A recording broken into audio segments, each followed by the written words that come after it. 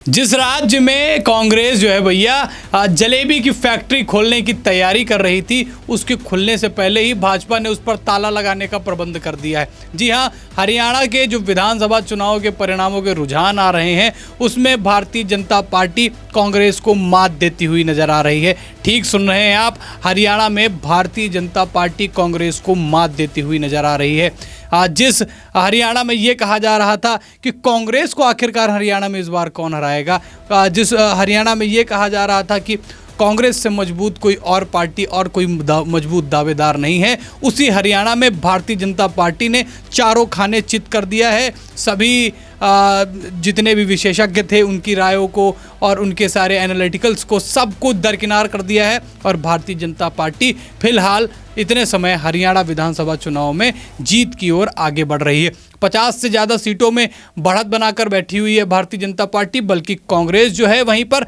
35 सीटों पर बढ़त बना के बैठी है। पर अब धीरे धीरे जैसे जैसे समय आगे बढ़ रहा है, ये माना जा रहा है कि भारतीय जनता पार्टी तीसरी बार ऐतिहासिक जीत दर्ज करेगी और हरियाणा में तीसरी बार सरकार बनाने में कामयाब होगी।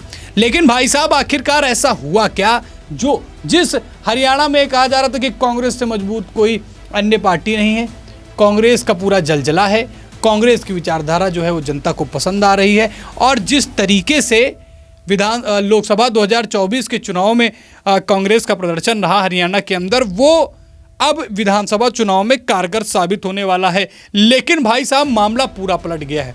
तभी कहते हैं कि किसी भी चीज़ का अंदाज़ा, खास तौर पे भारतीय राजनीति में चुनाव का अंदाज़ा लगाना हर किसी के बस की बात नहीं है। और क्या चल रहा है, कैसे चल रहा है, ये सिर्फ और सिर्फ जनता जानती है, क्योंकि उसको पता है वो जब स्टैंप लगाने जाती है, वो जब मुहर लगाने जाती है या बटन दबाती है, तो केवल उसको पता होता है कि वो क्या करने जा रही है।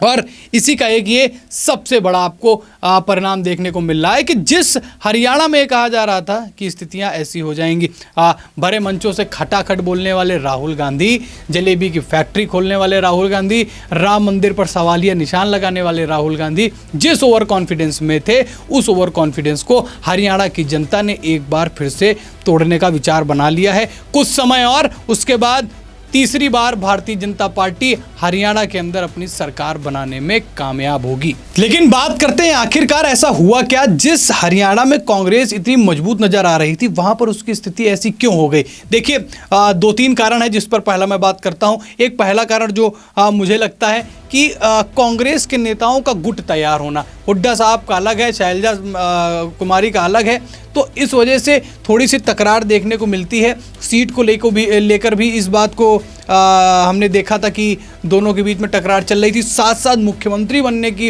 एक जो होड़ में दोनों रेस लगा रहे थे, उसको लेकर बात चल रही थी। तो जो गुटों में कांग्रेस बटी है, इस चीज़ का प्रभाव हरियाणा की जनता में देखने को मिला और परिणाम आपके सामने है। दूसरा मैं बात करूंगा कांग्रेस की जो राजनीति करने की रणनीति है, उस पर जो है जनता को थोड़ा सा मुझे लगता है कि दिमाग खिसका होगा, क्योंकि जिस प्रदेश में, या फिर आप लोकसभा से पहले बात करता हूं, कि जहां पर उसको ये लगता है कि जिस प्रदेश में वो मजबूत है वहां पर वो गठबंधन नहीं करेगी, जहां कमज़ोर है वहां गठबंधन कर लेगी। अभी आम आदमी पार्टी समाजवादी पार्टी के साथ में ही लोकसभा में इन्होंने चुनाव लड़ा, प्रदेश में अच्छा प्रदर्शन भी किया। उत्तर प्रदेश में कांग्रेस ने समाजवादी पार्टी के साथ मिलकर बढ़िया प्रदर्शन किया। लेकिन जब वही समाजवादी पार्टी, वही आम आदमी पार्टी हरियाणा के अंदर आकर कहती है कि हमें सीट दे दो, तो कांग्रेस के नेता विद्रोह करते, कहते हैं इनका यहाँ कोई जनाधार नहीं है और इनको यहाँ पर लाना ही हमारे लिए खतरे से खाली नहीं है, हम अपने लिए एक जी का जंजाल तैयार कर लेंगे इनको सीटें लाकर।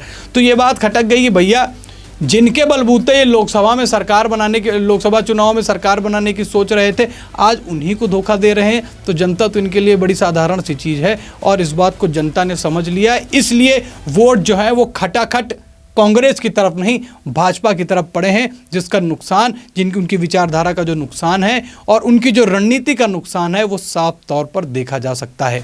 एक और कारण के बारे में आपको बताता हूं।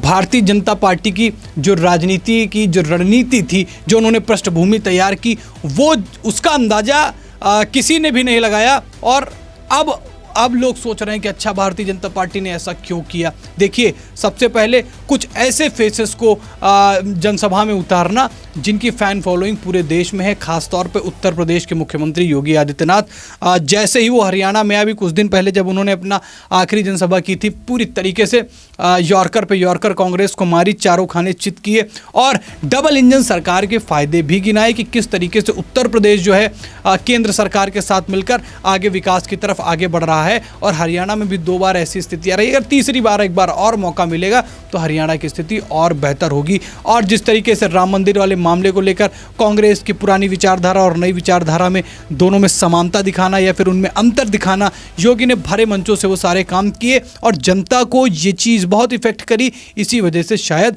स्थितियां कुछ ऐसी हुई। ना सिर्फ योगी, अलग अलग प्रदेशों के मुख्यमंत्रियों ने आके हरियाणा में चुनाव प्रचार प्रसार में जनसभाएं की और कांग्रेस के हर एक बात का तोड़ निकाला, कांग्रेस के हर एक लगाए गए इल्ज़ाम को उन्होंने गलत साबित किया और स्थितियां आज बदल चुकी हैं। जिस हरियाणा में जलेबी की फैक्ट्री और खटाखट नौकरियां बांटने की बात हो रही थी, उसी प्रदेश में कांग्रेस की स्थिति आज बेहद बुरी है।